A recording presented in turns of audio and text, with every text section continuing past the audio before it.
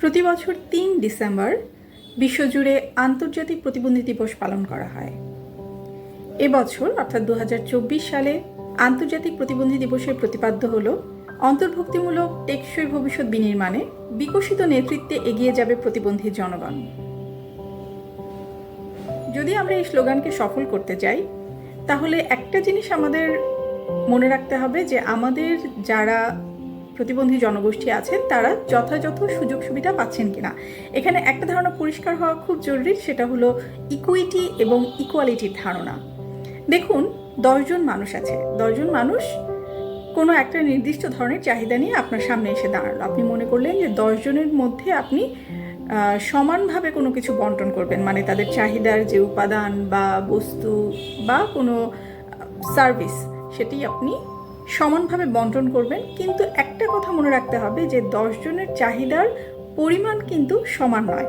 একটা পথ যদি আপনি তৈরি করেন, সেই পথ দিয়ে প্রত্যেকটা মানুষ হেঁটে যাওয়ার জন্য সমান সুবিধা পাবে না। অর্থাৎ আমি যদি হেঁটে যাই একভাবে হেঁটে যাব, কিন্তু একটা শিশুর হাঁটার জন্য সেই পথটা একই রকমের সুবিধা নিয়ে নাও আসতে পারে। একজন নারী যিনি অন্তঃসত্ত্বা, একজন মানুষ যার হাঁটার ক্ষেত্রে সমস্যা আছে, এরা প্রত্যেকে কিন্তু আলাদা আলাদা রকমভাবে সেই পথ দিয়ে হেঁটে যাবে। কাজেই পথ নির্মাণের ক্ষেত্রে আমাদেরকে চিন্তা করতে হবে যে যত রকমের মানুষ আছে, অর্থাৎ আমাদের সমাজে যে মানুষের বৈচিত্র্য আছে, সেই সব ধরনের মানুষ ওই পথ দিয়ে হাঁটতে পারে কিনা, সেইভাবে পথটা বানানো হয়েছে কিনা।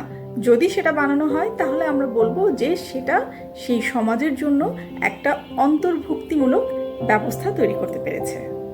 অফিস আদালত বা অন্যান্য ভবনে স্থাপনায় অনেক সময় দেখা যায় যে সিঁড়ি আছে, কিন্তু সেখানে একজন শারীরিক প্রতিবন্ধী ব্যক্তির প্রবেশের ক্ষেত্রে বাধা তৈরি হচ্ছে, কেননা সেখানে র্যাম্প নাই।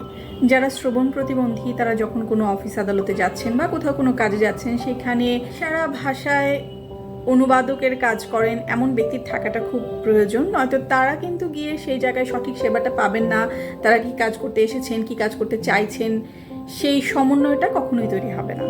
হাসপাতাল, ব্যাংক, সরকারি প্রতিষ্ঠান, এরকম যেসব সেবা দানকারী প্রতিষ্ঠান রয়েছে, সেই সব জায়গায় প্রতিবন্ধী ব্যক্তিদের জন্য আলাদা করে সেবা দানের কোনো সুযোগ রয়েছে কিনা, সেই ব্যাপারটা সুনিশ্চিত করা খুব জরুরি। শিক্ষা, স্বাস্থ্য, বিনোদন, কর্মক্ষেত্র সব জায়গায় প্রতিবন্ধী ব্যক্তিরা সঠিক সেবা পাচ্ছে কিনা, সেই জন্য আমরা যদি কেবলই সরকার বা সরকারি প্রতিষ্ঠানের উপর নির্ভর করি বা তাদের দিকে তাকিয়ে থাকি, তাহলে সেটা আসলেই খুব সঠিক পথ নয়। এজন্য বেসরকারি প্রতিষ্ঠান, বেসরকারি উদ্যোগ, এমনকি ব্যক্তিকেও এগিয়ে আসতে হবে, যাতে সমাজের প্রতিবন্ধী ব্যক্তিরা টেকসই ভবিষ্যৎ বিনির্মাণে অংশগ্রহণ করতে পারে এবং সেই জন্য আমরা তাদেরকে প্রস্তুত করতে পারি।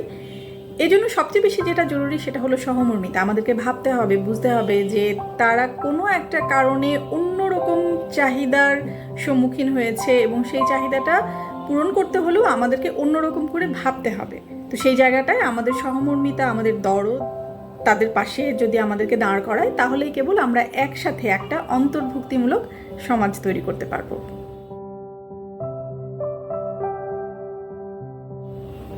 সবাইকে ধন্যবাদ।